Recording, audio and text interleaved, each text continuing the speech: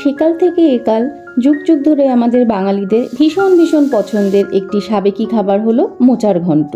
যে কোনো নিরামিষ দিনে বা ঘরোয়া কোনো অনুষ্ঠানে এরকম মোচার ঘন্ট হয়েই থাকে, আর খেতেও খুবই সুস্বাদু লাগে। আর এই মোচার ঘন্ট নিরামিষ ও আমিষ দুভাবেই বানানো যায়, তবে আজ আমি নিরামিষ পদ্ধতিতেই মোচার ঘন্ট বানিয়ে দেখাবো। মোচা ছাড়ানো, মোচা কাটা থেকে রান্নার শেষ পর্যায় পর্যন্ত একটু ধৈর্যের প্রয়োজন হয়। আমিও বেশ ধৈর্য নিয়েই এই কাজগুলো করেছি, আর সুন্দর ও সহজভাবে ভিডিও বানিয়ে তোমাদের সামনে তুলে ধরার চেষ্টা করেছি। আশা করব তোমাদের বুঝতে কোনো অসুবিধা হবে না। প্রথমে মোচার খোল বা নৌকোর মতো অংশটি এইভাবে খুলে ফেলতে হবে। তারপর মোচার এই ফুলগুলো হাত দিয়ে এইভাবে ছিঁড়ে মোচার থেকে আলাদা করে নিতে হবে। ছোটবেলায় যখন রান্নাবাটি খেলতাম, তখন এই মোচার ফুলগুলো চিংড়ি মাছের বিকল্প ভেবে কত কি রান্না করতাম। আর মোচার এই খোলগুলোকে জলের মধ্যে নৌকা বানিয়ে ভাসিয়ে দিতাম। পুরনো সেই দিনের কথা ভুলবি কিরে হায় ওসে। আচ্ছা, আমি আজকে এখানে শুধুমাত্র মোচার এই ফুলগুলো দিয়েই মোচার ঘন্ট বানাবো, মানে পুরো মোচাটা ব্যবহার করব না। বাকি অর্ধেক মোচা অন্য আরেকটি রান্নায় ব্যবহার করব, আর সেই রেসিপিটিও তোমাদের সাথে খুব তাড়াতাড়ি শেয়ার করব। আর থোর, মোচা এসব খাওয়া তো স্বাস্থ্যের জন্য খুবই উপকারী। মোচায় প্রচুর পরিমাণে আয়রন থাকে, যা শরীরের জন্য খুবই দরকার। গাদা গাদা আয়রনের ওষুধ না খেয়ে এরকম হেলদি আর টেস্টি করে মোচা রান্না করে খাওয়া অনেক ভালো। আমি একদমই বলবো না, খুব সহজেই ঝটপট মোচার ঘন্ট বানিয়ে ফেলা যায়। প্রকৃতির কত সুন্দর একটা সৃষ্টি এই মোচা, তাই তাকে একটু গুছিয়ে পরিপাটি করে রান্না করাটাও রান্নার একটা কারুকার্য। এবার মোচার ফুলগুলো থেকে দুটো অংশ বাদ দিতে হবে, মানে যেগুলো একদমই খাওয়ার অযোগ্য। প্রথমে নিচের এই ছোট ট্রান্সপারেন্ট মতো অংশটা বাদ দিতে হবে, তারপর ফুলের ভেতর থেকে শক্ত ডাটির মতো অংশটি এইভাবে ছিঁড়ে বাদ দিয়ে দিতে হবে। আর এটা খুবই ইম্পর্ট্যান্ট একটি কাজ, না হলে এত কষ্ট করে রেঁধেও সেই রান্নায় গোড়ায় গলদ থেকেই যাবে। কাজটা একটু সময় সাপেক্ষ, তাই যেদিন মোচা রান্না করার প্ল্যান থাকবে তার আগের দিন এই কাজগুলো এগিয়ে রাখলে রান্নাটা খুবই নির্ঝঞ্ঝাটভাবে করা যায়। চোখে মুখে আর বিরক্তির প্রকাশ পাবে না। এগুলো আমার পূর্ব অভিজ্ঞতা থেকেই বলছি। দেখো, মোচার ফুলগুলো সব ছাড়ানো হয়ে গেছে।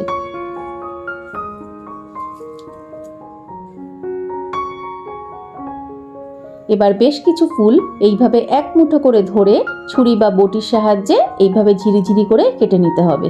আর মোচা কাটার সময় হাতে এবং ছুরি বা বটিতে একটু সর্ষের তেল মেখে নিলে মোচার কষটা হাতে লাগবে না।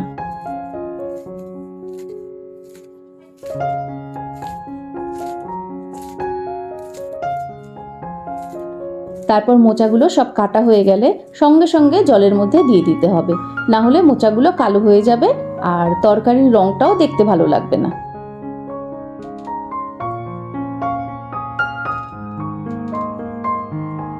এবার প্রেসার কুকারে মোচাগুলো 1 চামচ নুন ও হলুদ আর অল্প জল দিয়ে 3টে হুইসেল দিয়ে সেদ্ধ করে নিতে হবে। কড়াই বা অন্য কোনো বড় বাসনেও সেদ্ধ করে নেওয়া যায়, তবে সময় বেশি লাগবে।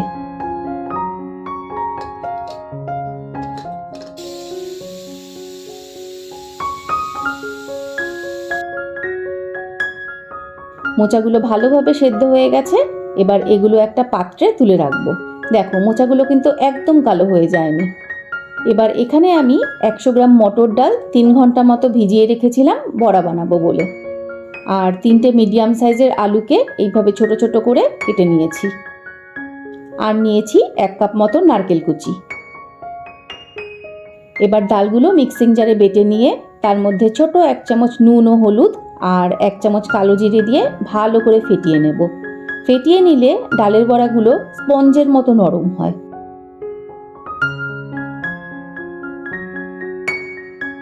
এবার গরম তেলে একটু একটু করে ডাল বাটা নিয়ে ছোট ছোট করে বড়া ভেজে নেব।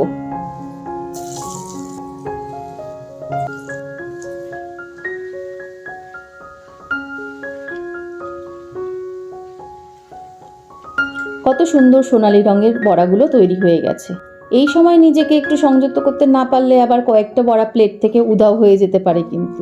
এবার ওই তেলেই আঁচ কমিয়ে নারকেল কুচিগুলো হালকা করে ভেজে নেব, না হলে নারকেল কিন্তু খুব তাড়াতাড়ি পুড়ে যায়। নারকেল থেকে কত তেল বেরোচ্ছে দেখো, আর নারকেল ভাজার গন্ধে সারা ঘর ম ম করছে। 3-4 মিনিট মতো ভেজে নারকেল কুচিগুলো তুলে নিয়ে এবার আলুর টুকরোগুলো ভেজে নেব। 4-5 মিনিট মতো ভেজে আলুর টুকরোগুলো তুলে নিতে হবে। আচ্ছা, এখানে নারকেল কুচির বদলে নারকেল কোড়াও কিন্তু দেওয়া যেতে পারে।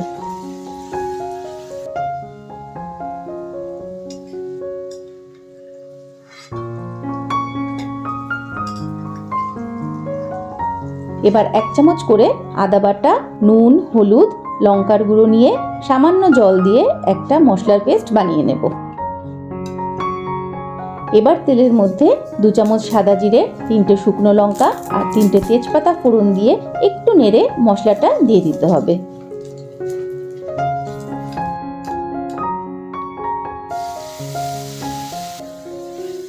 তারপর আরেকটু নেড়ে 6 থেকে 7টা চেরা কাঁচা লঙ্কা আর অল্প জল দিয়ে মিডিয়াম ফ্লেমে 2-3 মিনিট মতো কষিয়ে নিয়ে মশলা থেকে তেল ছেড়ে আসলে সেদ্ধ মোচাগুলো ভাগে ভাগে দিতে থাকবো।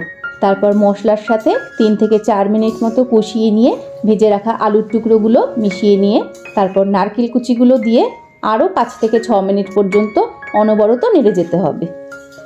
আর খুন্তির পেছন দিয়ে এইভাবে চেপে চেপে দিলে মোচাগুলো বেশ মাখো মাখো হয়। আর এরকম নিরামিষ মোচায় অনেকেই ছোলা দিয়ে থাকে, তবে আমি কখনো এই মোচায় ছোলা দিই না। এবার ডালের বড়াগুলো মোচার মধ্যে দিয়ে আলতোভাবে নাড়তে হবে। 2 মিনিট মতো নেড়ে চেড়ে 1 চামচ চিনি, 1 চামচ গরম মশলা আর 1 চামচ ঘি দিয়ে ভালো করে মিশিয়ে নিলেই মোচার ঘন্ট তৈরি। সত্যি বলতে আমি ছোটবেলা থেকেই দিদার হাতের অতি যত্ন, অতি ভালোবাসায় বানানো এইরকম নিরামিষ মোচার ঘন্টই খেয়ে এসেছি। আর দিদা যখন এসব মোচা, কচু, ঘেঁচু, লতি রান্না করতো না, আমি ঠায় ধরে পাশে বসে বসে দেখতাম আর শুধু ভাবতাম কবে বড় হব আর হেসেলের দায় দায়িত্ব নিজের হাতে নেব, দিদার মতো করে রান্না করব। আর এখন ঈশ্বরের আশীর্বাদে আমার সেই সব ইচ্ছে পূরণও হচ্ছে, তবে দিদার শূন্যস্থান আর পূরণ হবে না। আর এইভাবেই পুরনো দিনের এইসব নামি দামি রান্না সকলের হেসেলে বেঁচে থাকুক। তাহলে এইভাবে একদিন অপূর্ব স্বাদের নিরামিষ মোচার ঘন্ট বানিয়ে ফেলো আর পরিবারের সকলের মন জয় করে ফেলো। আজ আসি, আবার দেখা হবে নতুন কোনো রেসিপি নিয়ে পরের ভিডিওতে। সকলে সুস্থ থেকো, ভালো থেকো।